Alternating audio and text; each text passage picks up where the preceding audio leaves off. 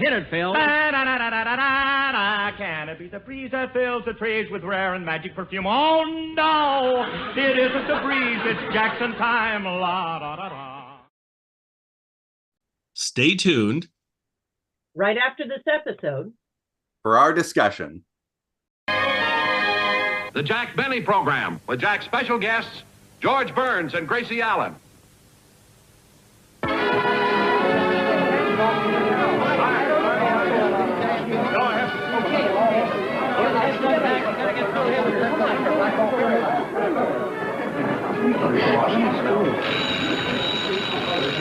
CBS backstage. George Burns, yeah. Need more makeup. Phone call for George Burns. Phone call for George Burns. George Burns.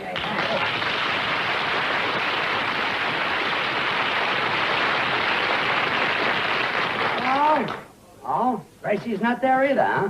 Well, keep trying. I don't know where she is. Oh, hello, John. Oh, there you are, George. You found Gracie? Not yet, and I've looked everywhere. George, what are we going to do? Now, Jack's show goes on the air in about 15 minutes, and you and Gracie are supposed to be the guest stars. Look, John, relax. The show is going on. I talked Jack into taking Gracie's place. You mean Jack's in there dressing up like a woman? That's right. Took a lot of arguing. He even threatened to kill himself. Kill himself? George, look, are you sure Gracie doesn't know she's supposed to be here today? Of course. Look, Don, why don't you go out front? You know, Gracie, she might be standing in line with a ticket.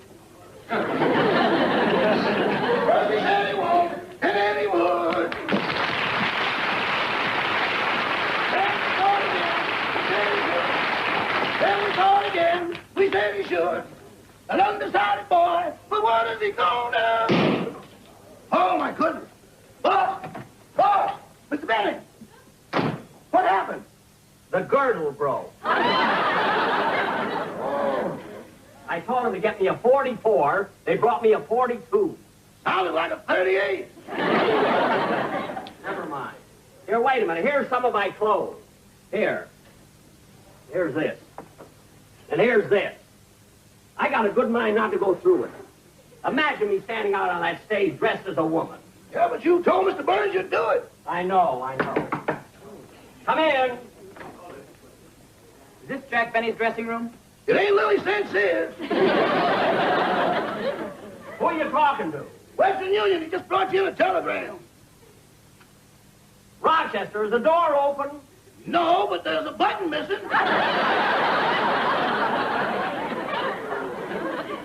I mean the door to my dressing room. Oh! You can hang up my clothes later. Now go find me another girdle. Yes. Yeah, but have you seen Martin Jerk? Who's there? I'm from the makeup department. Well, come on in. Well, are you my little friend? Oh, it's about time you got here. Well, I've been busy. They're other television stars, you know. No. Well, who are you just working on? Gene Autry's horse. Well, wash your hands and start on me. You're all right. Now what are you doing? I'm just trying to see whether you have a round face or an oval face. Well, this is a surprise. What'd you find out? My fingernails need clipping. Look, never mind the joke. Now start putting on my makeup. Yeah, all right. And hurry it up, will you? I've only got about 5 minutes. Well, this is going to be quite a problem. Why? You've got one wrinkle there that looks like Benedict Canyon. Now cut that out. Well, I can't cut it out, but I can fill it up. Jack, how you coming? George, did you find Gracie? Not yet. I can't understand it. Gracie was here yesterday for rehearsal. She knew the show was on today. Now, where in the world could she have gone? Don't try to understand Gracie. She might be in Montreal by now. In Montreal? When she left the house this morning, she said she was going out to buy some Canadian bacon. Well, Gracie thinks to get Canadian bacon, you have to go to Canada? I once told her I liked Philadelphia cream cheese. I didn't see her for 2 weeks. Oh, brother, what a woman. Oh, now, where's that mascara? Oh, for heaven's sakes, I'm so nervous. Now, what's that racket out there? Oh, they're plastering those new dressing rooms across the hall. Oh. Say, George. Yeah? George, there's a telegram on the table. Would you read it to me? Sure. Hey, it's from your sponsor. My sponsor? What did it say? He said, arrived in Hollywood this morning. We'll be backstage to see it to discuss next year's deal. Oh, my goodness. Why did he have to come to town today and see me like this? It's embarrassing. Oh, what's so embarrassing about it? You were dressed as a girl and Charlie's aunt? Well, that's different. That was in one of my movies. Oh, yeah, nobody saw it. Of course not. Takes a long time to dress like a girl. How you coming? I don't know, George, but I think I've got this thing on wrong. I look like the hunchback of Notre Dame. Turn it around. Turn it around. Well, I found one Where'd you get it? from Don Wilson. He's still round, but not so far of a fully fledged. Well, give it to me. I'll be in my dressing room, Jack. Okay, okay. Hey, mister, have you finished my face yet? Oh, I knew this would happen. I've run out of makeup. But don't worry, I asked my assistant to bring me some more. Rochester, look out in the corridor and see if the man is coming with more makeup. Yes.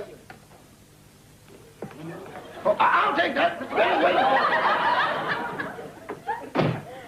Did my makeup get here? For a moment, I thought so. Yes, sir? I noticed Mr. Benny. Mr. Benny's sponsor. Yes, that's his dressing room there. He's getting made up. Well, I won't bother him now. That's it. Thank you. Do you have your dress on yet, Mr. Benny? I've got it on. I've got it on. Good. Then all we have to do is put on these false eyelashes and we'll be all finished. What? I dropped the eyelashes. Where?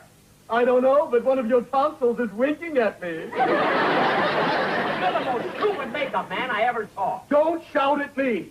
What? If you didn't remind me of my wife, I'd punch you right in the nose. Well, I'm not your wife, and get off my lap. Now, hurry and finish making me up. Oh, Jack! First thing you know, I won't even... Jack! Jack! Really, you know. Jack, look, the show goes on in just a few minutes, and you haven't heard the Sportsman Quartet rehearse the number they do at the opening of the show I yet. haven't got time for Oh, that. it'll only take a minute. Come on in, fellas. One, two, three. On the Black Ball Ferry line up in Seattle, where the sunshine always shines up in Seattle, all the whistles go, and the bells go, and the ferry goes to chugging right along, right along. Oh, it's so nice to take a trip to the great Northwest, where the weather is the finest and the sailing is the best. There's a ferry line called Black Ball, and their steamers are their pride. They gave them Indian names like Malahat and Quileute and Klickitat. So come to Puget Sound and take a ride on the Black Ball Ferry line up in Seattle, where the sunshine always shines up in Seattle. All the whistles go and the bells go, and the ferry boats are chugging right along, right along. Get aboard while the weather's fine. Take your pick of the steamers on the Black Ball line. There's the Illahee and the Chippewa and the Quileute, the Kalakala. You'll find all these on the Black Ball line. But the honey, the Nisqually, and the Malahat will think of that, the Klickitat, and more than that, the S, City of Sacramento.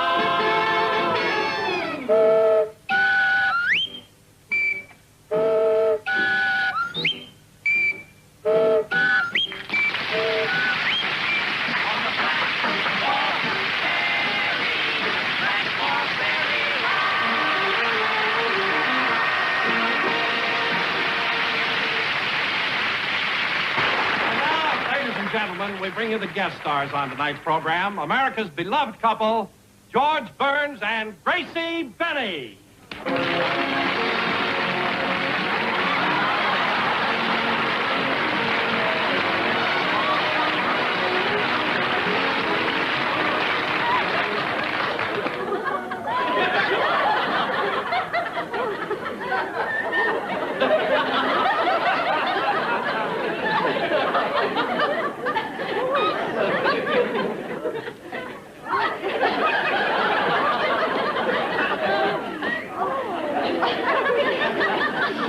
Well, Gracie, say hello. Hello. Hair looks very pretty tonight. I know. You know, I had it done at the beauty parlor. Oh? And, George, I heard the most wonderful joke over there. You want to hear it? Sure, we'd all love to hear it. Had everybody dying laughing. Well, let's hear it. Well, one fella said to the other fella, if you don't think so, brother, you ought to see my wife. Is this the whole joke? Oh, no, there was a lot of stuff ahead of it that I didn't hear, you see, but this is the line that had everybody dying laughing. Gracie, I don't think you ought to tell that. Too risque. Too naughty. Let's talk about your brother. All right, which one should we talk about? The one who's married or the one who's in love? The one who's in love. Willie, the tall one. The one that has the scar on the chin. Oh, the appendicitis scar. Now, appendicitis is on the stomach. You see, if... Yeah, I know, but Willie was ticklish down there, so they had to operate. How is Willie? Willie? Oh, Willie broke his back, you know. Oh, broke his back? Mm-hmm. On account of he's left-handed. Broke his back because he's left-handed? Mm-hmm. You see, he had a donut in his right-hand pocket, and when he tried to take it out with his left hand... Broke his back? Yeah. Well, the next time he's got a donut in his right-hand pocket, tell him to try to take it out with his right hand. That's hard to do when you got your pants on backwards.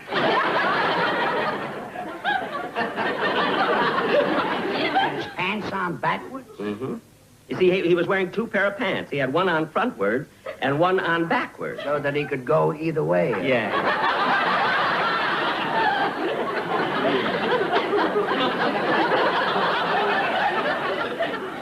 That's when the truck hit him. The truck? Mm-hmm. What truck? The truck that didn't have its light slit. Well, why didn't the truck have its light slit? Because he had his pants on. Hold it. The man in the truck have his pants on backwards, or did Willie have his pants on backwards? Oh, George, you're trying to confuse me. I'm confusing you, huh? Yeah, Willie had his pants on But the man in the truck, why didn't he have his light slit? Hmm? The man in the truck, why didn't he have his light slit? Because he didn't have to. It was in the daytime. Well, if it was in the daytime, didn't he see your brother coming? Oh, he didn't know it was my brother. He didn't? No. He just saw two pair of pants coming towards him, so he drove Between right... them. Yeah. This family of yours, they fascinate me. Did you all live together?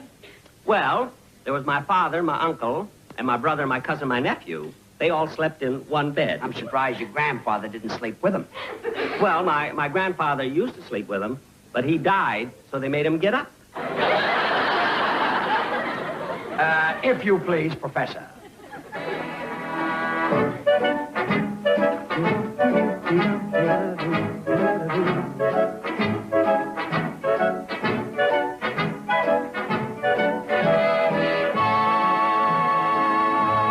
Stop. Gracie, is your sister Bessie here tonight? No, Bessie couldn't come here tonight on account of her canary is hatching an ostrich egg. Canary is hatching an ostrich. Mm-hmm. But the canary is too small to cover the egg. So? So, Bessie has to sit on the egg and hold the canary in her hand. Music.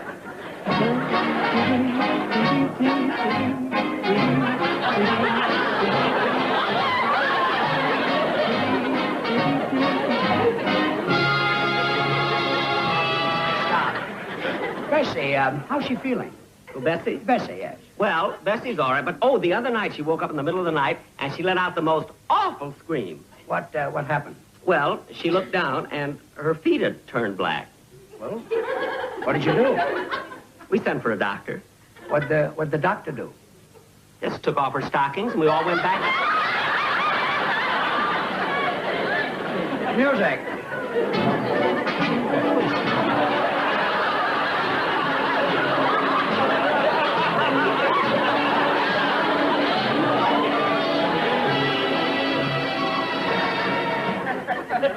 Your sister Bessie's been married a long time, hasn't she? Uh-huh. You know, she has 8 sets of twins now. 8 sets of twins? Mm-hmm. See, her husband made bookends for a living, and this affected their whole lives. Music.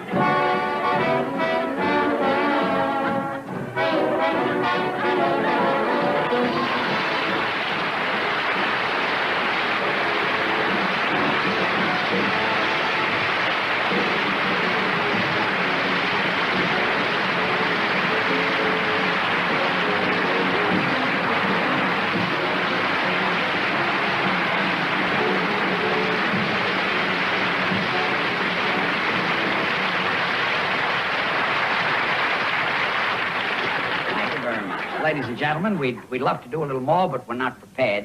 I am.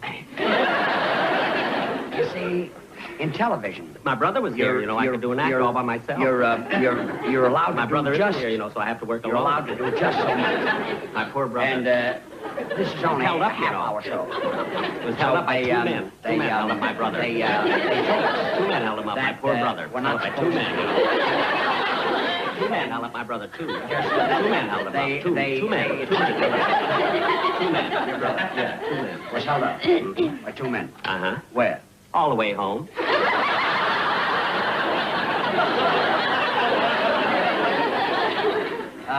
Which brother is this? Oh, Harvey. Harvey. Oh, that's the one with the high blood pressure, yeah. Yes. Yeah, the one, he sleeps on the floor to keep it down. How is Harvey? Harvey? Harvey. Oh, he's fine. Oh, Harvey isn't in jail anymore. Oh, really? Well, I'm glad to hear that. See, he got out of jail because he's such a great artist. Got out of jail because he's a great artist? Mm-hmm. You see, he painted, he's an artist, he paints, you Yeah. see. So he painted a picture of an open window on the wall of his cell. Yeah. You see? So then when the guards came in to close the window, he walked out through the door. My brother. Well, I'm glad that Harvey is not in jail anymore. I'm glad he's out. What? I'm glad Harvey is out. I'm glad he's not in jail. I'm glad Yes. he's out. Yeah, so is his wife, Rover. Well, Rover? His wife's name is Rover? Uh-huh. You see, when she was a little girl, she moved next to our family, see, next door. So one day, our mother told all of us kids, she said, they thought it would be kind of nice if we called her Rover. So we did. Music.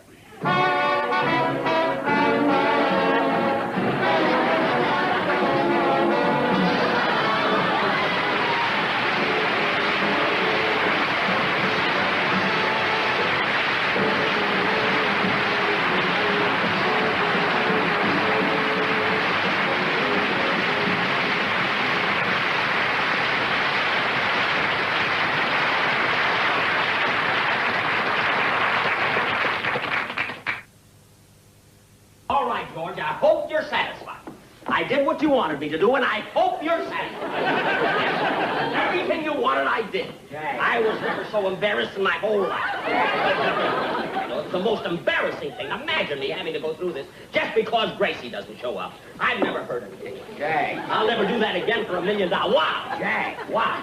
The show is over and you're a good sport. And, Jack, I'm going to take you to dinner. I don't care, but... To dinner?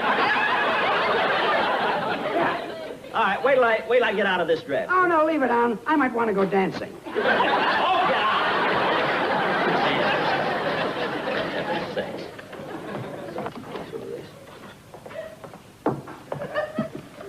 Did you lose this Cinderella? Give me that. Rochester, look. Here, my sponsor's coming today. He's going to see me dressed like this. Look, how do I get out of this girdle? Just cut the string and jump back. All right, go out and get me a pair of scissors. Yes, ma'am.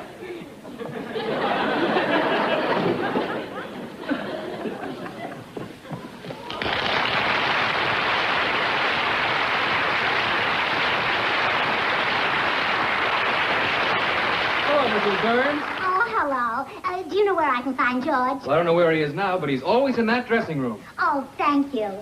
George! George! George! Well, so this is what George does behind my back. Look, Gracie. Oh, you ought to be ashamed of yourself. You barefoot hussy, you. Gracie, don't you recognize my voice? I'd recognize that voice anywhere, Tallulah. Tallulah. Because I'm not blaming you, but George ought to be ashamed of himself. That's the way all men are. When we're young and gorgeous and beautiful, they're crazy about us. But the minute men get old and wrinkled and broken down, they're not good enough for us. That I don't understand at all. Well, doll, if you're ready for dinner, I'll take you to... Oh, hello, Gracie. George! Hello, Gracie. Don't speak to me, you two-timer. Look, Gracie. Oh, the minute my back is turned... Gracie. Oh, don't blame it on that poor quivering thing. Quivering? So, George, all men are alike, and I hate all men. Oh, men! My sponsor! Gracie slapped my sponsor! Look at Mr. Lewis, it's me, Jack Benny. Mr. Benny, what's going on around here? I come all the way out from New York to talk business with you, and in less than half an hour, I'm kicked by Gene Autry's horse and slapped in the face. Look at Mr. Lewis, I can explain We'll everything. discuss this in my office tomorrow morning. Good day, sir. Oh, for heaven's sake.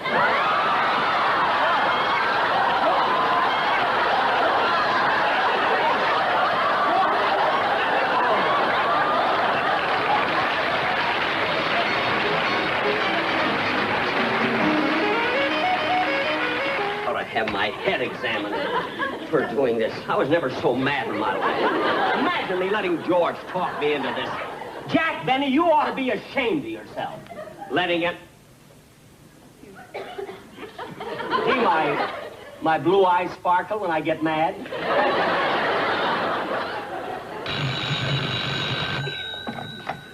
Hello? Hello, Mary. Yeah. I know. I couldn't help it. Look, it wasn't my fault. I didn't want to do it in the first place. George... Huh? You liked it? You thought I looked... No. Really? Well, did you see the whole show? You even saw the travelogue? We didn't have a travelogue. Oh, on a close-up, you thought you saw Benedict Canyon. Mary, I'll explain that to you later. Goodbye. Darn that makeup man. You know, Gracie, the reason you didn't recognize Jack is because he was dressed up like a girl. Well, I still Well, don't go in believe and take a look. I just still... Well, Jack, it is you. Well, certainly, Gracie. Where were you all afternoon? Well, I was the first one here, but I told the stagehand I was hungry, and he suggested I go get a Denver sandwich.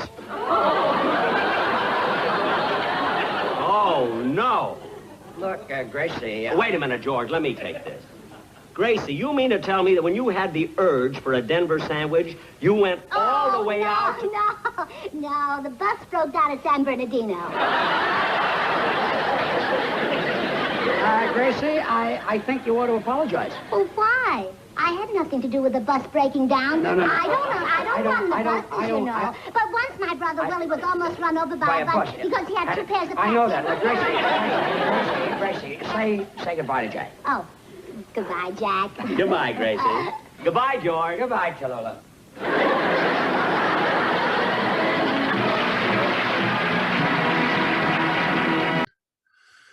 Well, Joel, again, this is Buck Benny speaking. We're here to bring you another episode of Jack Benny from the television show. This is one of the all-time classics. It is the episode with George Burns and somewhat Gracie Allen. So we shall see how this goes. But today, to present this to you, we have, I was gonna say where they are on the screen, but of course I never know where they are on your screen. So we have John Henderson here from This Day in Jack Benny. Just a great show. Hey, John, do you know what you're doing for the summers? You always do kind of different things in the summers because we, of course, both here in my podcast, we don't have Jack Benny shows from their anniversary date in the summer because he didn't do summer shows. Yeah. So do you have a plan for your summer or anything yet? I think I'm just going to do regular episodes. I've done themes in the past, but I don't know if I'll do a theme this year. I'm trying to fill in some of the years that I'm missing, a lot of episodes from. Okay. That sounds great. All right. Just curious what you were doing. I don't know what I'm doing, so I'll figure it out when I get closer to the summer. I've had real trouble posting lately, just for one reason or other. My life's gotten so busy and things that I've fallen behind. So I think I'm going to have Jack up until close to July anyway with episodes. So then I'll go from there. Anyway, great to have you, John. And we have Vincent Longo here. Of course, Vincent is our Orson Welles specialist, but we'd love to get his insights on Jack Benny as well. So that'll be fun. And we also have Terry Phillips here, and Terry is from Imagine Air Theater.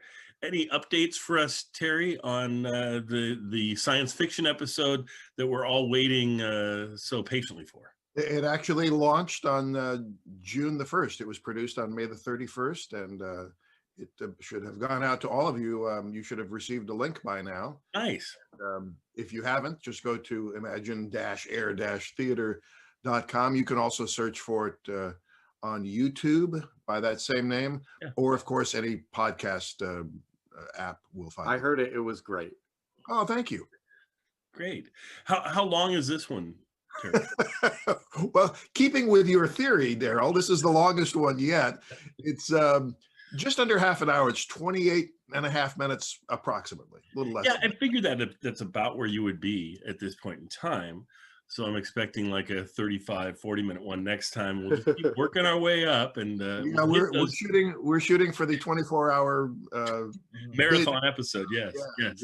I can't wait. and whatever that is, in 2023 or something like that. We have one more scheduled for this season. Then we're going to take a hiatus and launch season 2 around the end of summer. Oh, beautiful. That'd be great. Can't wait.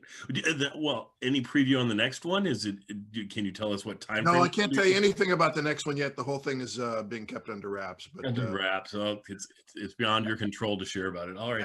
As we get a little closer to casting, I'll give you some hints. Let me give viewers a little preview of that one.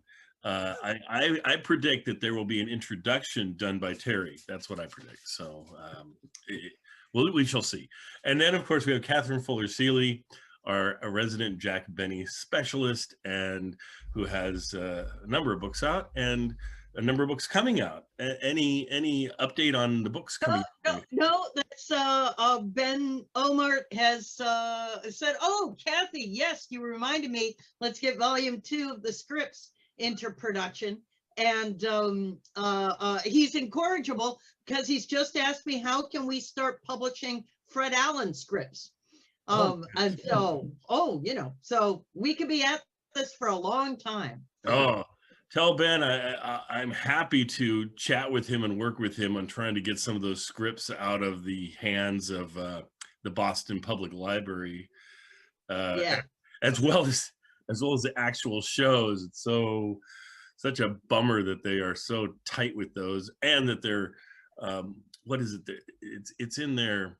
I can't remember the section it's in, but anyway, special collections. There's special collections, but their special collections has been shut down for about 2.5 years for remodeling.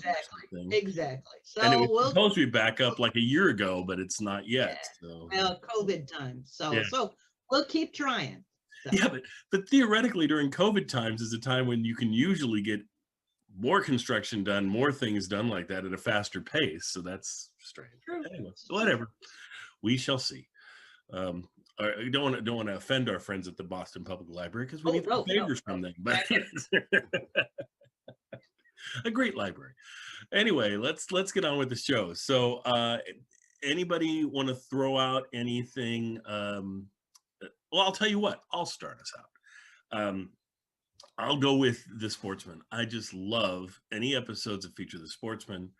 I feel like when we watch these shows, we're getting wonderful pieces from Jack Benny and the show itself. It's just too bad we don't have the shows often in their entirety, and often the part that's cut is The Sportsman.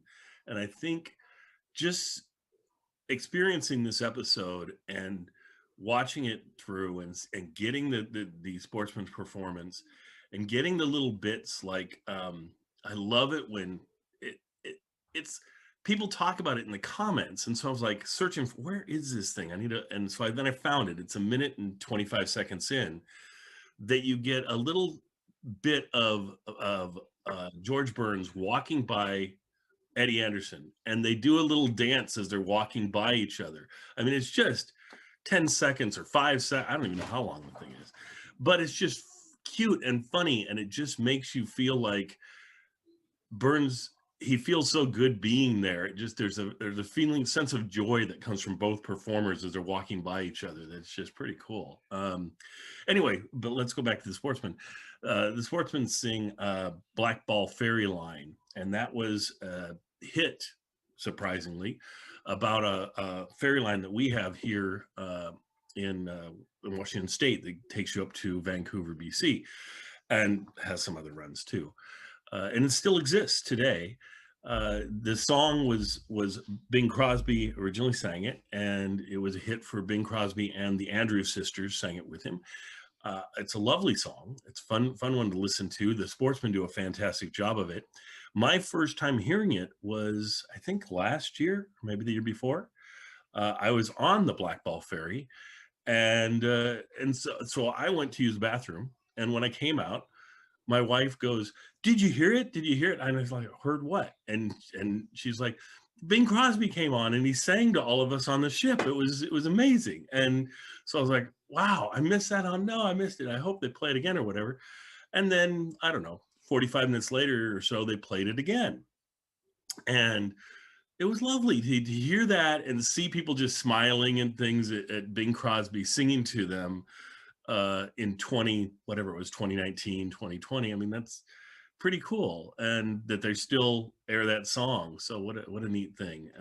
What a great piece, and a piece that mentions a lot of the places around here in the Northwest, and it's just a great little song. Now, in the comments on YouTube, they mentioned that this song itself, it talks about Seattle and how it's sunny in Seattle all the time or something, and they say, and the comment was, "Boy, they got that wrong." But it's sunny here sometimes. It's sunny today outside, hey, but anyway. So what did anybody else get from the episode? Well, Daryl, I'd like to say I'm very sorry that snipped out of this version we have is probably the parody that the Sportsmen then did, inserting Lucky Strike into the to the lyrics, and it makes me want to go try and hope that the script to this television episode is among the ones in the tobacco documents, so that I can go see it. I will report back later if because I'm just thinking, round and firm, fully packed would be amusing too. Well, So. And I don't know if they did that song in the 1952 version that was the live version or not. Yeah. But on the YouTube video where I watched this, in the comment section, or in the details section, they had a link to the audio. They said it's the only thing that still exists from the 1952 version. So I'll try and share that audio with you, Kathy, and then I'll listen I'd love to see, because I'm just curious if maybe the songs in there, the parody versions in there, which would be lovely. Although what a terrible episode to only have the audio of, since it's supposed to be our visual gaping at Gracie Bennett. So, but then the first part of the show is done as if it were on the radio, and we don't get to see Jack. I'd like to hear everybody else's take on it before I'll come back with, I've got some backstory on that episode. We shall come back to you then. Let's go with John. John, what did you get off of this episode? This is I'd seen this episode before. This is one of, I think, my favorite Jack Benny Show episodes. And I was thinking, watching it previously, you kind of need to know, Gracie Allen and her character and her mannerisms, because he does like a great Gracie Allen impression, to the point where, 3 or 4 jokes in, it's like you're just watching George and Gracie. You forget that it's even Jack Benny a little bit. Yep. And so I was thinking maybe this wouldn't work for people who weren't maybe familiar with Burns and Allen. But this morning I watched it with my wife, and she was laughing out loud in different parts. Mm-hmm. I think she laughed at some of the Gracie stuff just because of the actual original content, rather than the references or him dressing up or whatever. Right. But some of the later stuff after he's changed again backstage, also some jokes that she laughed out loud with. So I guess you don't need the context as much as I thought you would need to. No, I mean, the whole appendix thing and the backwards pants and the yeah, that's some great stuff. The driving the truck between the 2 pairs of pants. That's some funny. Oh, and speaking of that, the entire bit is done again over on the BBC in 1961. They redid the thing, and it's kind of interesting to see Jack dressed up in 61 with George Burns and them doing the exact same bit again. I was gonna play it in here like as a beginning piece, but then I thought it gives away the whole bit that you're gonna get later in the show because it's identical. And it shows what a great bit it was for them to revisit the whole thing again and not change a line of dialogue. But it's just kind of fun. So you might look that up on YouTube, anybody that wants to see it from 1961. Yeah. And it was great. Certainly, George has aged a lot between 1954 and 1961. He was just at that age where all of a sudden you age quite a bit. So, yeah. But you were going to say, John? I was going to say that it was nice to see Gracie show up. And obviously, it's always fun to see her, but especially since, you know, in later episodes, you never get to see her. And then having just watched the bits with Jack and then to see her in real life and side by side, it was funny. And then, of course, the whole misunderstanding bit was also hilarious. Yes. A couple of references that I know that we probably all know, but maybe some viewers don't know, especially if watching on YouTube. So round, so firm, so fully packed was the catchphrase, or the, what would you call it? The slogan for Lucky Strike cigarettes.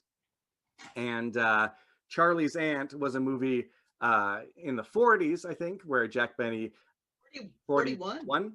Yeah, where Jack Benny played a college student who, you know, the dorm needs a chaperone, so he dresses up as a woman.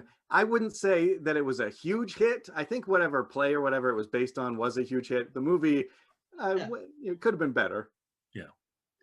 It's considered to be one of Jack's better movies, I would think, but yeah. Sure, but then he referred to it so often for a number of years on the radio show that if you were a fan of Jack Benny, you know, I mean, you were always hearing on the radio about him dressing up in the Charlie's Aunt outfit. So, correct.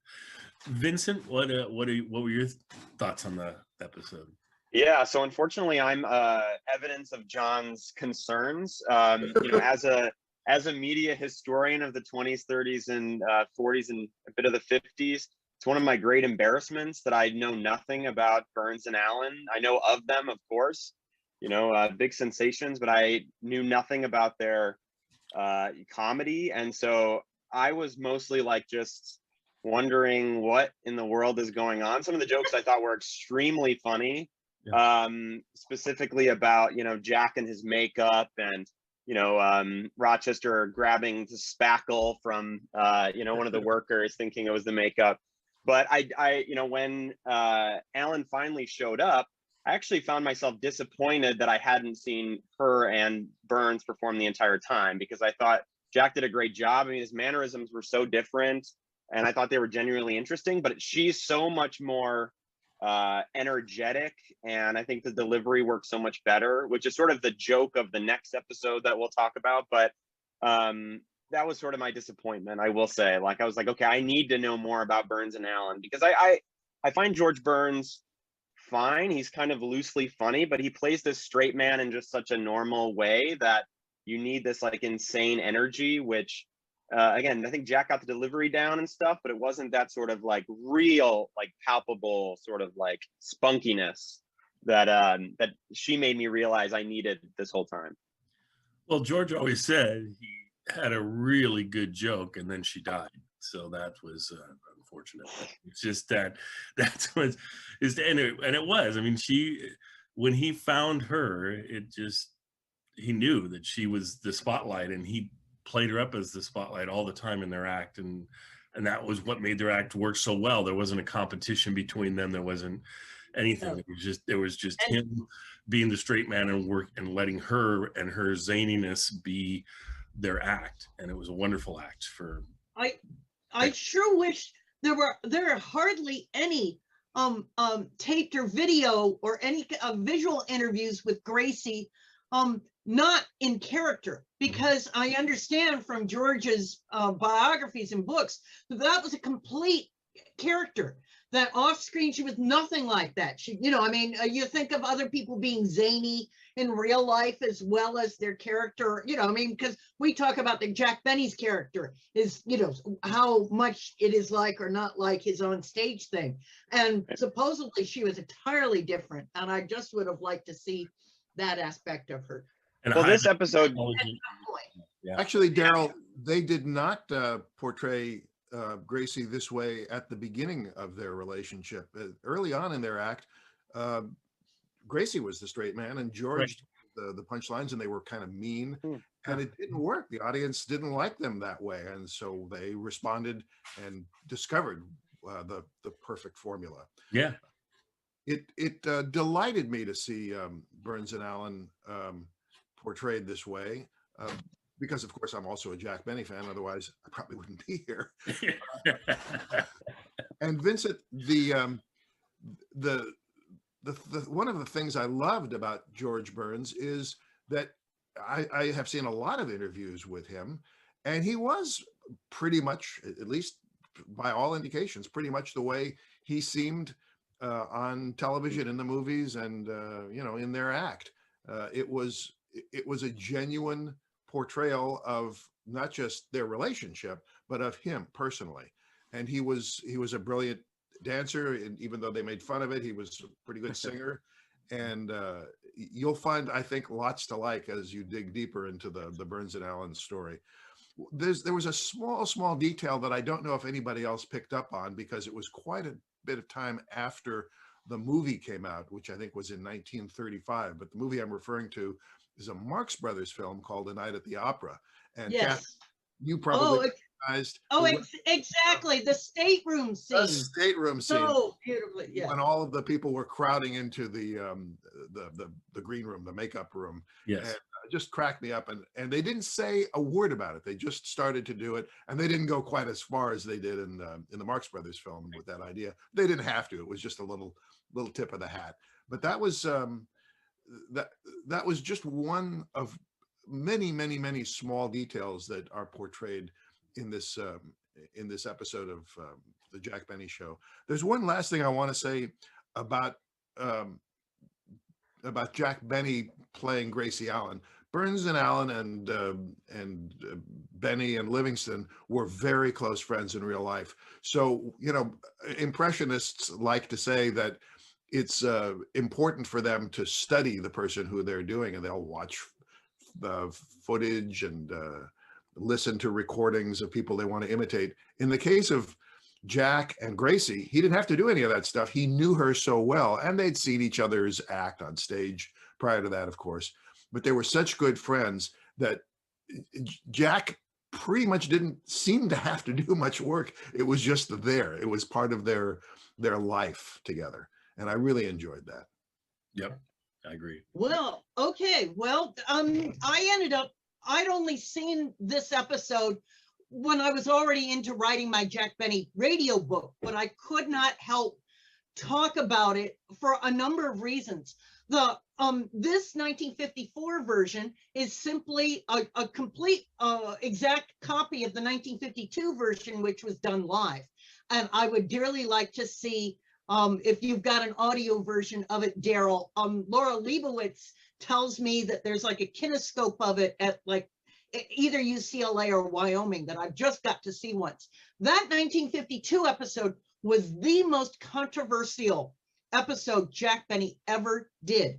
He was terrified. He and his sponsors were terrified to see if the critics would like it or hate it, because if those of you are on the Jack Benny Facebook page, I just recently found that Barbara Thinnell had saved a copy of the confidential story about this. Jack started doing this routine with George in about 1947 as a part of a stag entertainment benefit, where all the guys got up on stage and put on women's clothing, and wore funny hats and kind of things like that.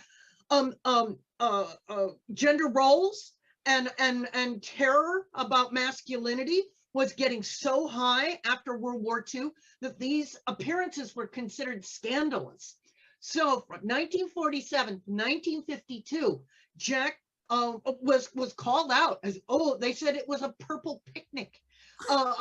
So people choosing to be hyper upset about gender bending or possible homosexuality or anything, went crazy about this routine. So the part of the routine they'd done was the business of coming out on stage with Jack dressed up like Gracie. And it is wonderful how he has all the mannerisms of looking at the routine itself that they do is from one of their earliest of the late 20s. And it was especially noteworthy for what they call the crosstalk routine. You know, when they come back and George is talking one way, but then Benny Gracie is doing another and saying, two, and she sticks her gloved hand, he sticks his gloved hand in front of George's face. That was one of the things they were most famous for when they first burst on the scene in the late 20s. But as I said, they've done this on the routine with men on stage dressed as women, women in the audience, for the Friars Frolic in Los Angeles for a number of years. It's getting caught up in the new scandal press. And in 1952, Jack and his writers decide to take the routine they've got and then to add this other, the before the reveal, the Jack behind the screen getting dressed. And truly, as you all have said, I think this is one of the most action-packed or rich half-hour episodes of the Benny Show. You know, sometimes by the time we get to the early 60s, they seem kind of drawn out and kind of slow, and there's not a lot going on. Really, this one packs a lot into it, and I was, you know, grateful for them to putting all the work into it. So, but as I said, when the episode comes out live, look, I found this in Benny's papers that he and his manager, whose name will come to me, Irving Fine. Thank you, Irving Fine. They're terrified, and the CBS folks are terrified, and the advertising agency is terrified that they are going to get major criticism and pushback. And so they nervously wait. It was like a Broadway opening. They nervously wait for the overnight newspaper reviews of the top New York critics. And the critics were about half and half. Some said this is the best thing we've ever said. Some said, oh, how horrible. But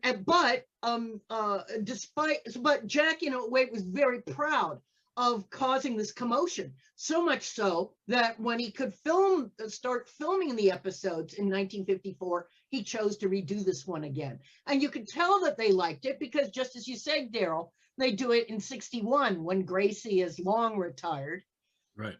And so, but that's the interesting thing, Vincent, about trying to understand the past is, you know, unless we do lots of research, we wouldn't know that there was this extra soup cone of tension of, oh my God, he's doing that, that viewers in 1952 and 1954 would have brought to this episode. Well, I certainly wondered about that and thought, pretty gutsy of Jack to do this. And then that makes it even gutsier of him to do it the first time in 52. 54 probably wasn't as big. Well, you never know. It's still the ugly 50s for that aspect. But yeah. Well, and then the fact that it must have gone over, at least he figured it went over well or whatever, in that I can't think of another filmed episode that follows so closely behind its live counterpart, because there's only a 2-year gap between the two, and usually you end up with a 6-year gap or more. It's also the television audience had expanded so much. In 52, they were still under the restriction of only 100 television stations, and there wasn't quite yet the coast to coast thing. So, but just as you say, he's willing to go out on a limb because in a way he likes that it's controversial, because it brings attention to this older this performer. Sure. How do you say anything new about Jack Benny? Well, I mean, like you say, in 52, I would think, because knowing the numbers, like I kind of know them, I would be willing to bet it's somewhere around 12 to 20% of the market has actual television set. Right.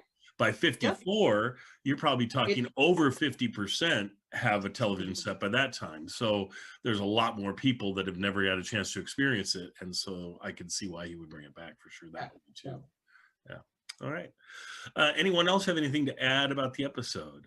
Yeah, I just want to say that I think, you know, in some ways it definitely seems controversial, but it's, you know, it's ambivalent about its gender fluidity at best, right? Because even though on the stage, Benny leans into it in every single way, sort of unfalteringly, backstage, he's totally seemingly against it, right? He's terrified, he's embarrassed.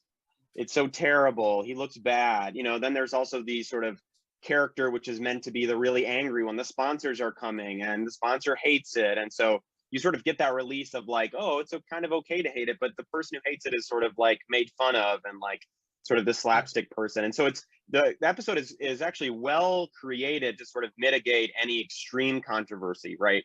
That Jack's like totally leaning into this, that he's totally supportive of this. Right. What they were able to do in radio is sometimes far more extreme. There's a radio episode where a lot of them go to a masquerade party, and Jack, dressed up as Little Boy Blue, meets what he thinks is a ravishing woman disguised as Little Bo Peep. And he takes Little Bo Peep up for a ride on Mulholland Drive, and they make all these sort of this is a radio show, all of these kind of intimations about how, Jack, I've never heard you speak this way about a woman before, and you know, and then it turns out that Little Bo Peep was Phil Harris in drag.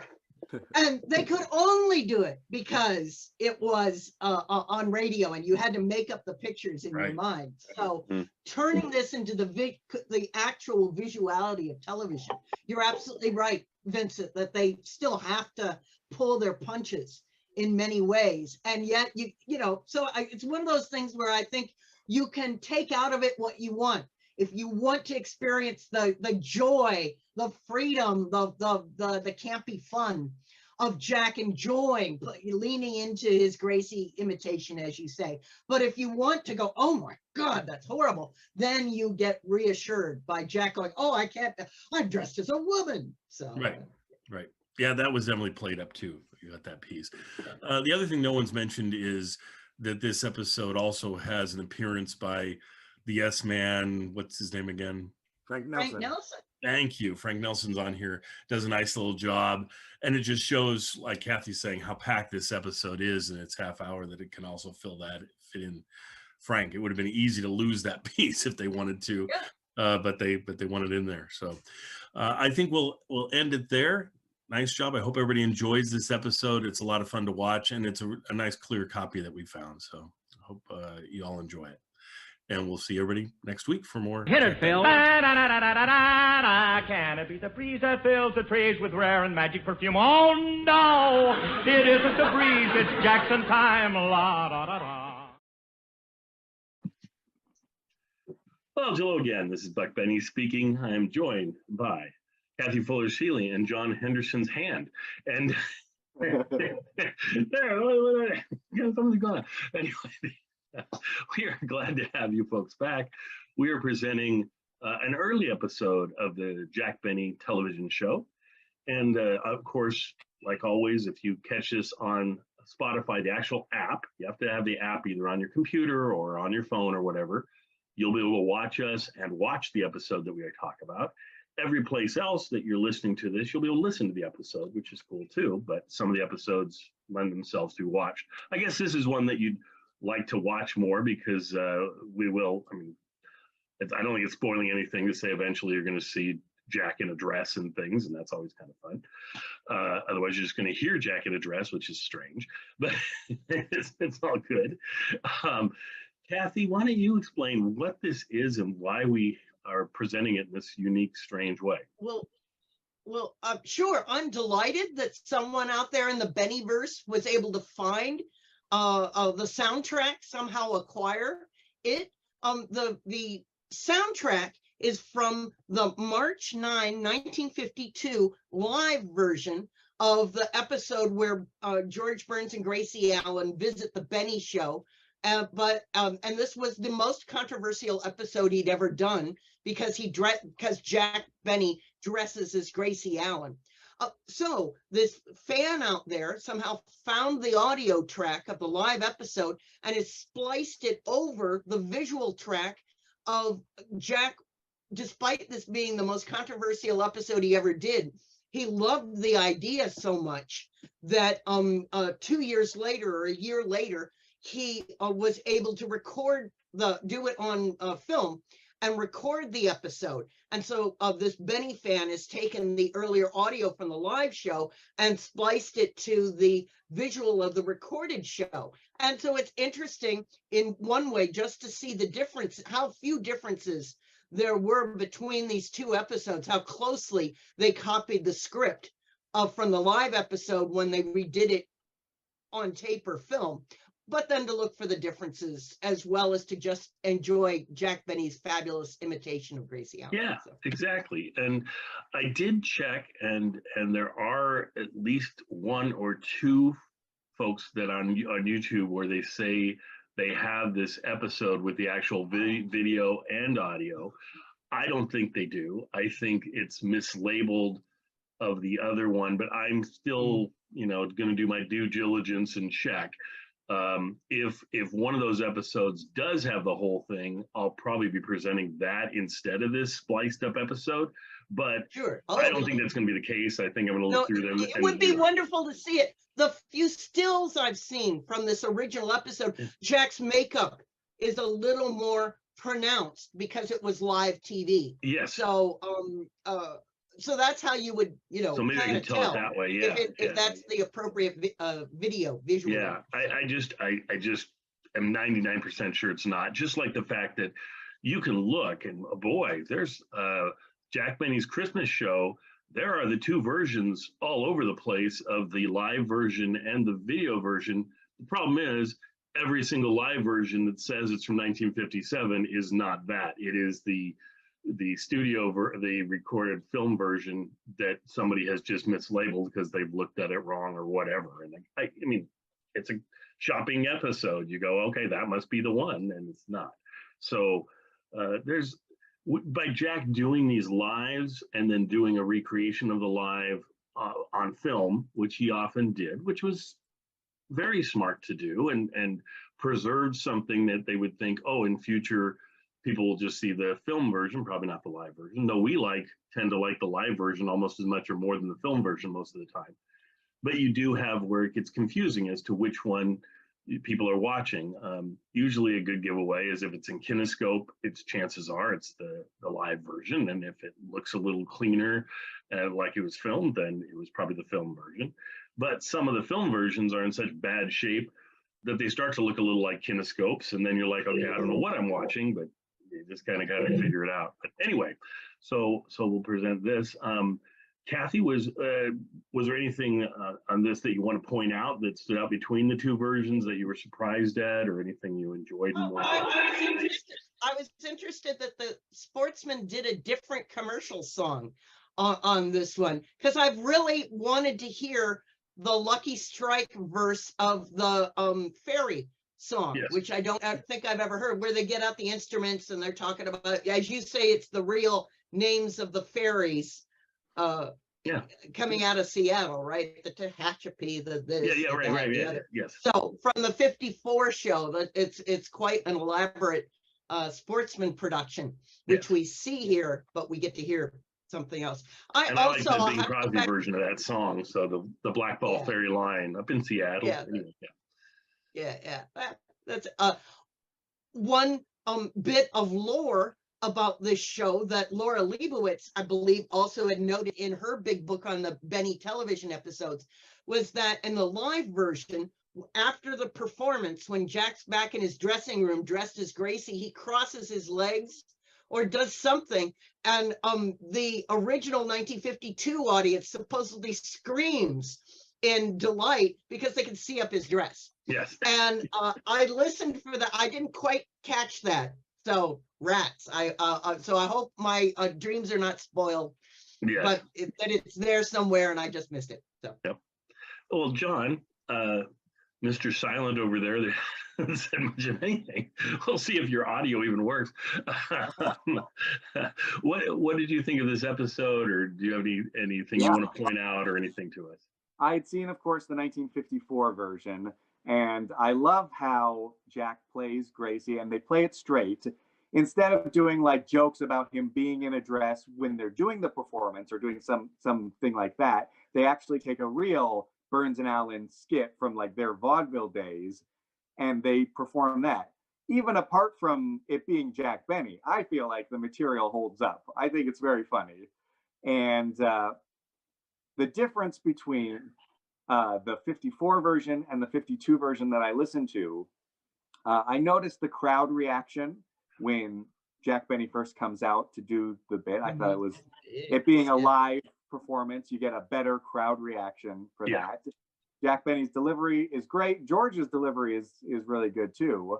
But I've always thought, you know, we've got this 54 one. I'd love to see the live one. Usually the live ones are actually better because they're more energetic and things like that. And listening to this, I feel satisfied that, like, okay, it's we're not missing much. It sounds like it's pretty much the same. It sounds like the 54 version is fine. So we're happy to have that. I did also see actually a clip from a 61 version. I was going to point out the same thing he did again in 61. Yeah. I didn't think that one was quite as good. I thought the other. Less energy, I think. Well, you tend to me, the first time you do something, it tends to, and if it goes over so well that you want to redo it like that many times, usually that first one is epic in some way. And then the next time you capture some of that spirit, you can see how you'd lose maybe more of it as time goes on. And so I can only imagine what Benny and Burns's first versions of this were like, because they've been doing it since like 1947. So they've been doing it for years in live performance at stag shows, at special, you know, Sunday night a special show for people in the entertainment community, where men took all the women's roles, and it was very much burlesque and over the top, and the wives were out in the audience yucking it up. And so imagine what it would have been like there. But John, that's such a good point, that the jokes are before Jack dresses up, but no one's making fun, you know, that is such a great point, that when he's on stage with George, it's straight on. And that is what upset critics the most. I went and did some more research in American newspapers for the day and the second and third day after this episode originally aired. And I'd not before in Benny's archives, I'd seen the reactions of the New York critics, which he had faxed. He'd had telegraphed to him out in California. They were really, his New York people were really quite worried. Would the outrage over him dressing as a woman outweigh the delight of the comedic performance? And New York reaction was about 50-50, and I found again about 50% in places like Indianapolis and Pittsburgh and places like that. So when people objected, they would say, "Oh, I never think it's funny when a woman puts on a dress." So we must keep the genders separate, for God's sake. So yeah, no doubt. And it's just strange how times have changed. The other thing I just want to point out that's not about this episode, I just want to fit it in here because this is for our list. For us, it's been a while since we did our last ones, but for my listeners, you know, it'll been last week or the week before anyway. We presented the second existing episode of the Jack Benny Show. And I think on that one, it's either the second or third. You guys can help me out. I'm going to mess it up yet again, but it's great. Listen to my podcast and see how I mess up Benny history all over the place. But did the first one have Bob Crosby in it, or was it just that? Was it the Hillbilly one? Did the Hillbilly one have Bob Crosby in it at all? Yes. Oh, yeah. Okay, I thought so. So that Hillbilly episode, when we were talking about it, I think I was saying, oh, this was at the same time that Bob Crosby came on the radio show. And that of course, they'd want to feature him over on the television show. But I was looking at the timeline, and it doesn't match.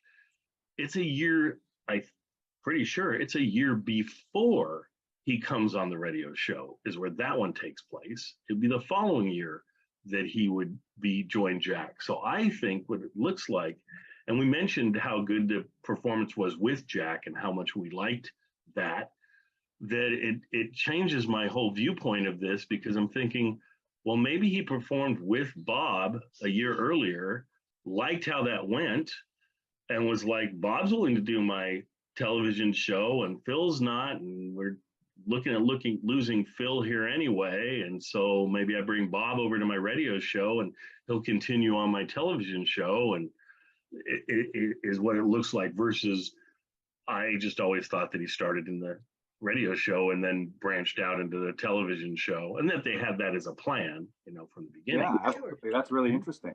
Yeah, exactly. Right. So, see, that's what I do. I bring up interesting things that I'm finding and discovering. We could further look to see what he was doing that summer. Did he go on the road? Whereas back in the earlier 40s, he'd have taken Phil with him, and maybe he takes Bob Crosby with him. Who knows? So interesting. So there you go, Benny Scholar. It was sitting there staring us in the face all the time, and I just assumed that it was something different. It's kind of like when I thought Rob had appeared on the television show and then went over and joined the radio show, when in reality he'd been on the radio show since 47. And so was it Rob? Roy. Oh, Roy. Yeah, Roy, who's Rochester's friend. Yeah, Rob's somebody else that, no, he introduces my shows. There you go. And Rob's back, by the way, and I hope you're enjoying him coming back and introducing shows. So that it all works together. You see, it's beautifully scripted, my whole presentation here. Anyway, is there anything else about this episode we want to point out to folks? It was like you say, daring for the day, something really different that you wouldn't normally get on television, and it startled a lot of people, I guess. Only listen to the audio, because I've seen the visuals before. So, and it worked fine. Of course, you missed some of it. And if you are just listening, the very last joke that has like the big laugh is the fact that the studio head gets plaster accidentally dumped on him. So if you're wondering what's going on, that's what it is. Thank you, John. Thank you, John, for presenting the audio audience a chance to enjoy something. Otherwise, they'd be going, what's happening? Yeah. But yeah. And, if you're catching the audios for these shows, that's going to happen from time to time where you're listening. Some of it really works. Certainly the opening monologue is probably going to work fine most of the time. It's just every once in a while it's not going to work. I mean, I guess one of the monologues that stands out to me that, of course, wouldn't work too well is the one where Dennis comes out wearing the head of a animal of some sort. I can't remember where that's from or what's happening there, but I would assume the audio version of that, you're going, what is everyone laughing about? And what are they talking about Dennis? Because I don't think it's ever really mentioned. I think that's the whole thing, is that they do that bit without really mentioning anything about it, and it makes it even funnier. So anyway. So I guess we'll leave it there. So enjoy this wonderful episode. I'm so thankful for Kathy that she found this, and I'm so thankful for, I don't know who made it, but whoever made this episode and put these two together.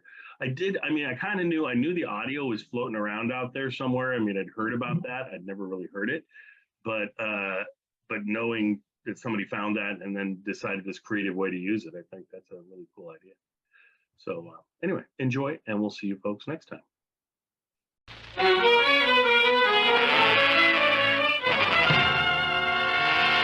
The Jack Benny Program, presented by Lucky Strike.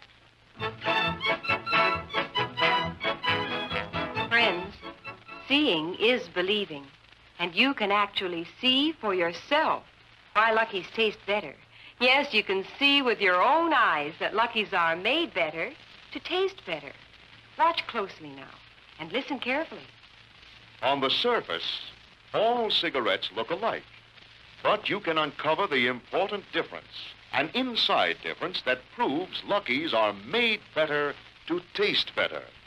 Take a Lucky and do this. Carefully remove the paper by tearing down the seam from end to end. Do the same thing with any other cigarette. Then compare. Some cigarettes are so loosely packed, they fall apart. Some cigarettes have air spaces in them, hot spots that smoke harsh and dry. Some cigarettes have too many broken shreds and small bits of tobacco, annoying loose ends that spoil the taste. Now look at the heart of your Lucky Strike, a perfect cylinder of fine, mild tobacco. LSMFT. Lucky Strike means fine tobacco. Long strands of fresh, clean, good-tasting tobacco made into a cigarette so round, so firm, so fully packed, you can actually see why Lucky's taste so fresh and clean and smooth. Yes, friends, there's your proof that Lucky Strike is made to taste better. Soap for that smooth, fresh, clean taste of fine tobacco. You'll be happy. Go, Lucky. Get a carton of Lucky's today. Be happy, go lucky, strike today.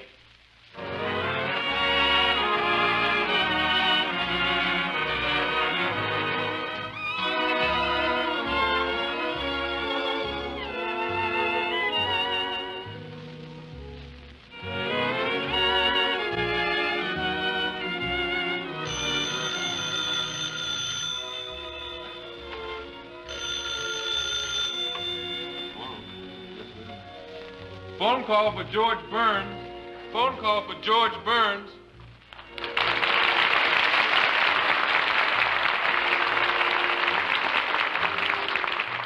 Hello? What? Gracie is not there either? Well, keep trying.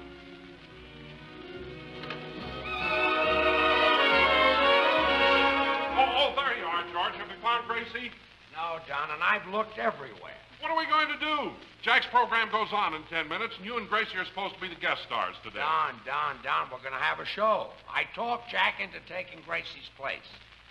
Jack's going to dress up like a girl? Yeah, took a lot of arguing. He even threatened to kill himself. Kill himself? Yeah. George, doesn't Gracie know she's supposed to be here? Hey, you better go out front and take a look. You know, Gracie, she can be standing in line with a ticket. First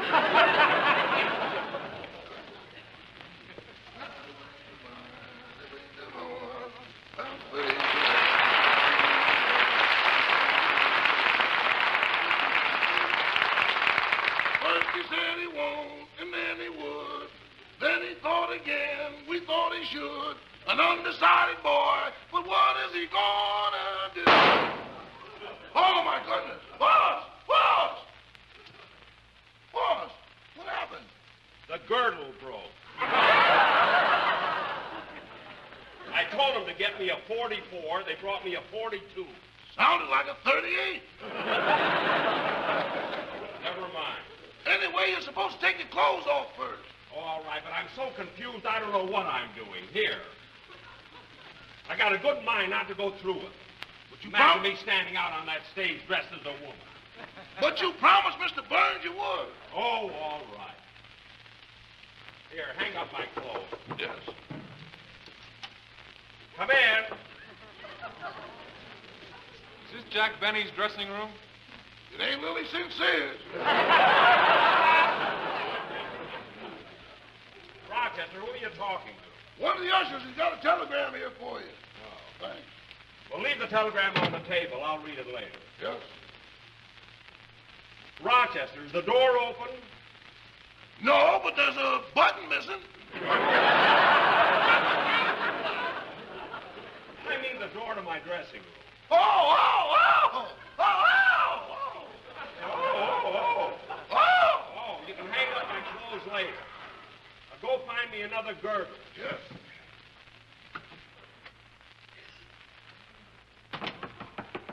Who's there? I'm from the makeup department. Well, are you my little project? Well, it's about time you got here. Well, I've been busy. There are other television shows, you know.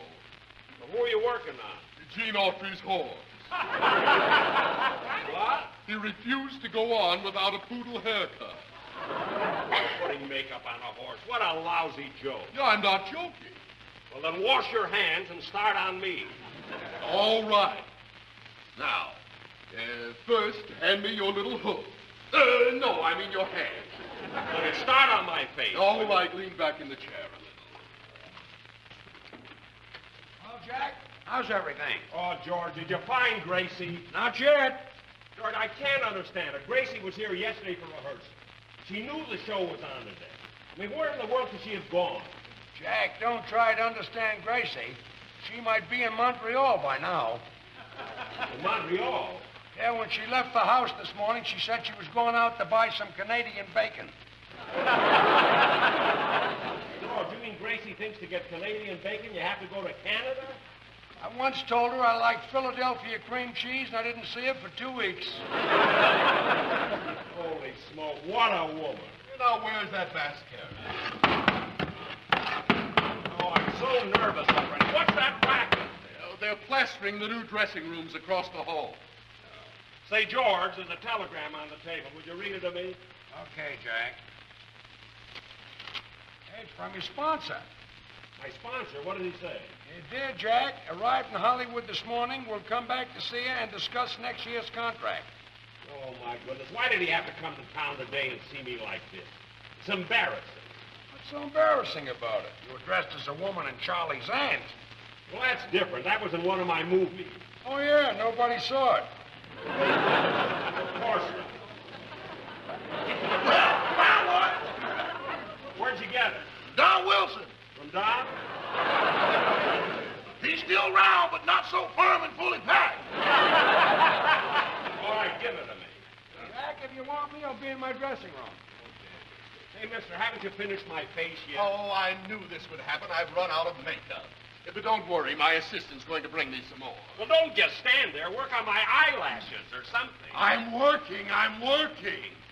Rochester, look out in the corridor and see if the man is coming with more makeup. Yes. I knew we had a big job, but this is ridiculous. Rochester, is my makeup coming? I thought so for a minute.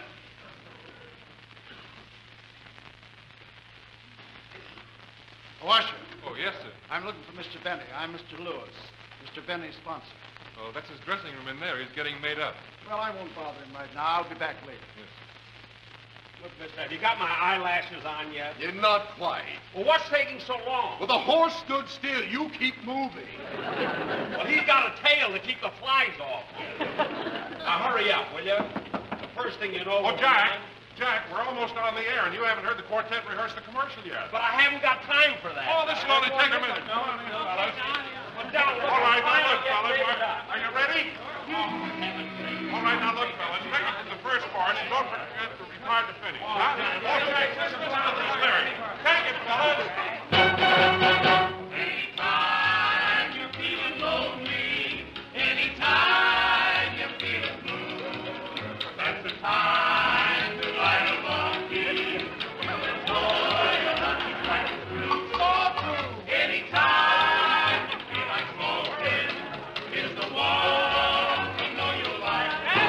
So anytime at all, in summer, spring, or fall, that's the time to light a lucky strike. Eastern time, mountain time, central time, Pacific time, dinner time, lunch time, supper time, brunch time, daytime, playtime, curtain time, show time, winter time, snow time, stand time, train time, flying time, plane time, waltz time, falls time, sun time, fun time, spring time, eating time, chow time, eating time, daytime, night time, anytime's the right time, anytime you light a lucky, you'll enjoy it, that is true. Lucky Strike is better tasting, no loose ends to ever bother you. And Lucky Strike means fine tobacco. Lucky Strike's the one you will like. Ask any old cowhand to name his favorite friend. That's the time you light a lucky strike. 1 o'clock. 2 o'clock. 2:45. It's always LSMFT. 9, 10. Anytime you like, it's time to light a lucky strike.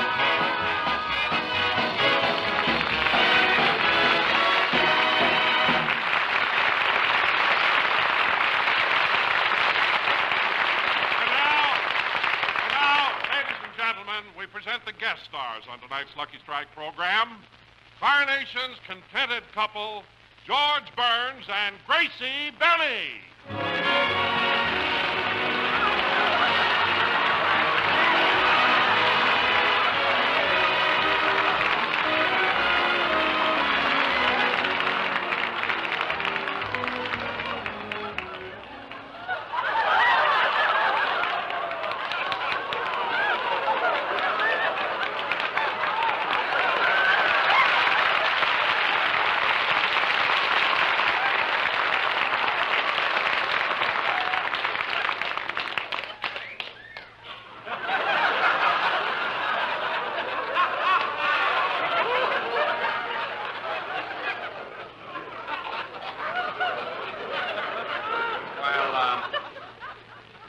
just say hello? Hello. Your hair looks pretty. Yeah, well, George, I just had it done at the beauty parlor, you know. And while I was there, I heard a very funny joke. Would you like to hear it? We'd all love to hear it. It had everybody dying laughing, Well, let's you know. hear it. Well, one fella said to the other fella, if you don't think so, brother, then you ought to see my wife.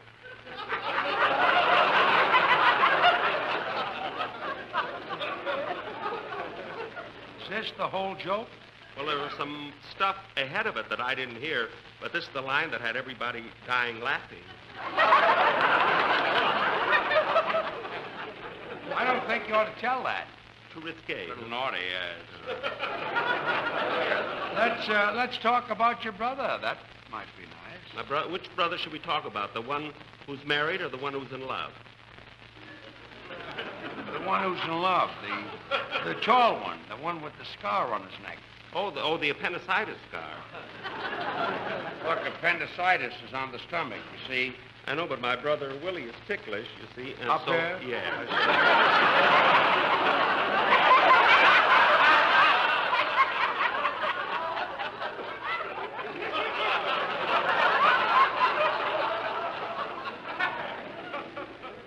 How is your brother Willie? Willie? Oh, Willie broke his back, you know. I didn't know that. Broke his back, yeah. On account of he's left-handed. Broke it on account of his left-handed? You see, he had a donut in his right-hand pocket. You see, and when he reached to get it with his left hand... Broke his back? Yeah. The next time he's got a donut in his right-hand pocket, tell him to try to take it out with his right hand. Well, that's hard to do when you got your pants on backwards. Had his pants on backwards? Mm-hmm. You see, he was wearing a suit. He had a suit with two pair of pants, and he had one pair on backwards and one pair on frontwards. So he could go either way. Yeah.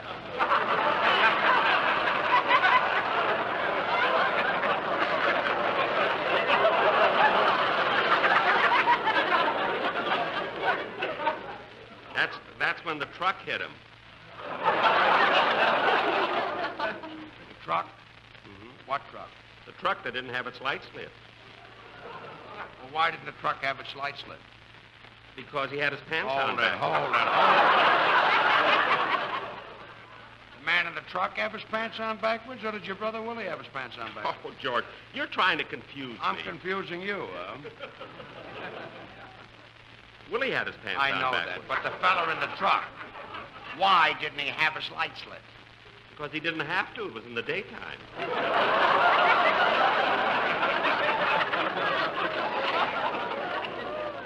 Well, if it was daytime, didn't he see your brother coming? Oh, he didn't know it was my brother. See, he just saw two pair of pants coming towards him, and he they just drove drove right between them? in. Yeah. See, this family of yours, do you all live together? Well, there's my father, my uncle, my brother, my cousin, my nephew. They all sleep in one bed. I'm surprised your grandfather isn't sleeping with him. Oh, my grandfather used to sleep with him, but he died, so they made him get up.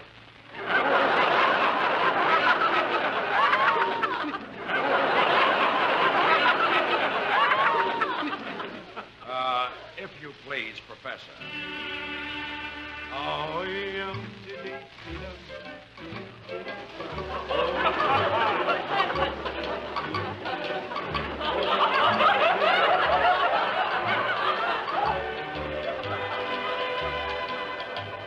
Stop. Is your sister Bessie here tonight, Gracie? Oh, Bessie couldn't come today, you know, on account of her canary is hatching an ostrich egg. A canary is hatching an ostrich egg? But you see, the canary is too small to cover the egg. So? So, Bessie is sitting on the egg and holding the canary in her lap.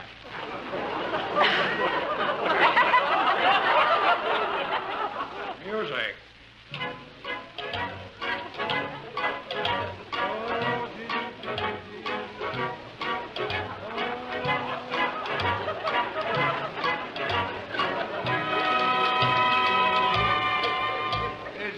Is Bessie well? Is she feeling all right? Oh, she's feeling fine. Only a few nights ago, she woke up in the middle of the night and let out the most awful scream you've ever heard. What happened? Well, when she woke up, she looked down, and both of her feet had turned black. What'd you do? We sent for a doctor. What'd the doctor do? He just took off her stockings, and we all went back to sleep.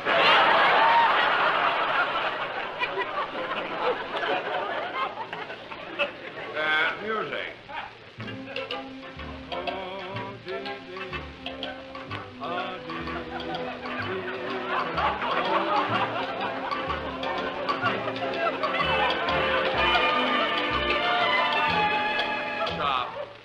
Is Bessie happily married? Oh, she's very happy. You know, she has 8 sets of twins. 8 sets of twins. Yeah, you see, her husband used to make bookends for a living, and it affected their whole life.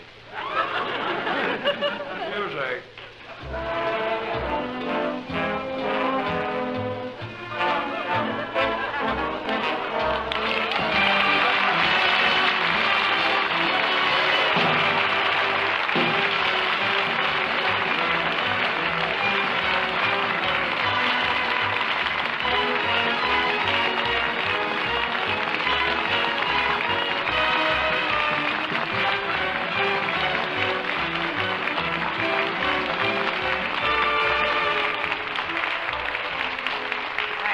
Thank you very much. We'd love to do a little more, but we're not prepared. I am. You see, on a television If my show, brother was here, I could do something all by myself. But my brother isn't here, so I guess I'll have to do something all alone. My poor brother. And we were told Well, he was held up the other night by 2 men. 7 minutes. My poor brother was held up by 2 men. Two men. When they My tell brother. you in television, My brother was held up by 2 men, you know. My poor brother. Yeah. 2. He was held up by 2 men. 2. 2 men. Two men. Your brother. 2 men held up my brother. Your brother was held up by 2 men. Where? All the way home.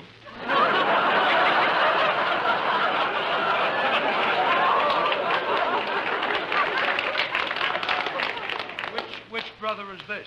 Oh, this is Harvey. Oh, the one with the high blood pressure. Yeah, the one that sleeps on the floor so it'll stay down. Oh, yes. Interesting fella, Harvey. You know, he's not in jail anymore. I'm glad to hear that. You know, that's because he's such a great artist. You know, he's a painter. And that's kept him out of jail? You see, he painted a picture of an open window in his cell, you see. And while the guards came in to close the window, he went out the door. Well, I'm glad Harvey is not in jail anymore. Well, so is his wife, Rover. Rover? He's got a wife named Rover?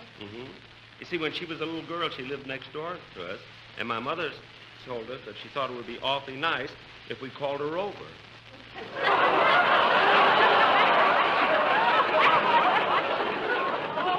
We did. Music.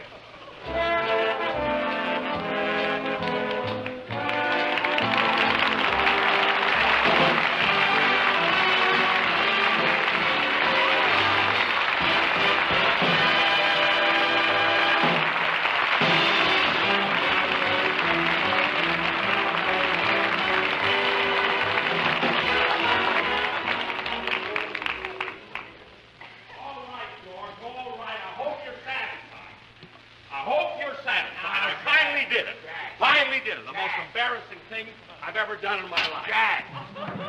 What? Jack! I've never seen anything like all on account of Gracie. Believe me, I've never seen. What? Your petticoat is showing. Well, thanks. And you're the first one to tell me that. And Jack, what? Don't take your makeup off. You look like a doll. Oh, get out.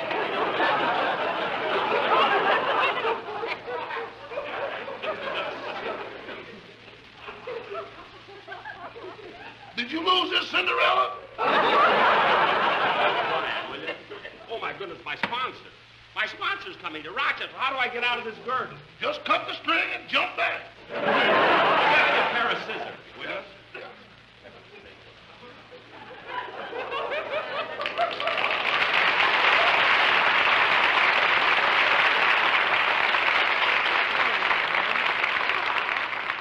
Do you know where I could find George? Oh? I don't know, but he's always in that dressing room. Oh, thank you very much. Do you mind telling me where I could... Well, so this is what George does behind my back. Oh. Look, Gracie. Oh, you ought to be ashamed of yourself. You barefoot hussy. Gracie, don't you recognize my voice? I'd recognize that voice anywhere, Tallulah.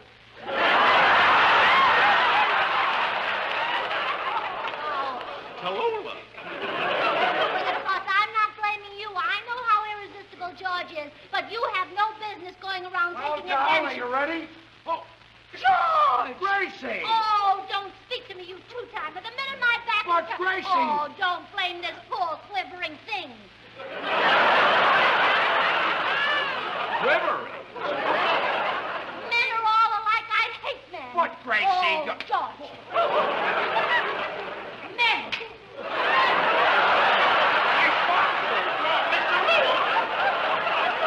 It's me, Jack Benny. Mr. Benny, what's going on around here? I come all the way from New York to talk business with you, and in less than a half hour, I'm bitten by a horse with a poodle haircut and slapped in the face. Well, Mr. Lewis, I can explain. We'll discuss this in my office tomorrow morning. Good day, sir.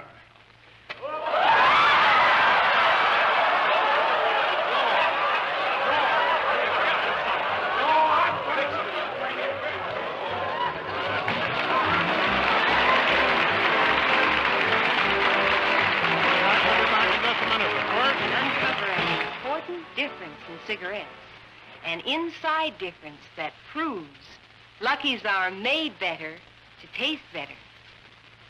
Some cigarettes are so loosely packed, they fall apart. Others have too many broken shreds and small bits of tobacco, annoying loose ends that spoil the taste. But what a difference you find when you remove the paper from a Lucky Strike. You see a perfect cylinder of fine, mild tobacco. LSMFT. Lucky Strike means fine tobacco. Long strands of fresh, clean, good-tasting tobacco made into a cigarette so round, so firm, so fully packed, you can actually see why Lucky's taste so fresh and clean and smooth. There's your proof that Lucky Strike is made to taste better. And remember, friends, you can prove that to yourself just as surely as you've seen it proved here. So be happy. Go, Lucky. Try a carton of Lucky's. You'll find Lucky's taste better. Be happy, go Lucky Strike today.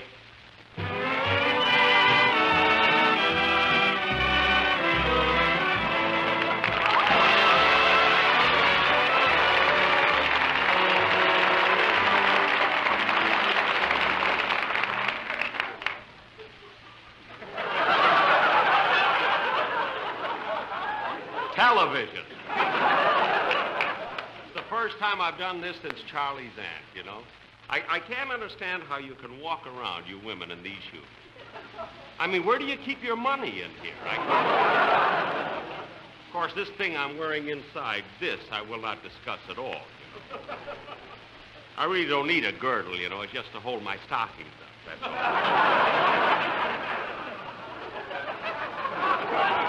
I've heard that somewhere. Anyway, ladies Gracie, and gentlemen. the reason you didn't recognize Jack is...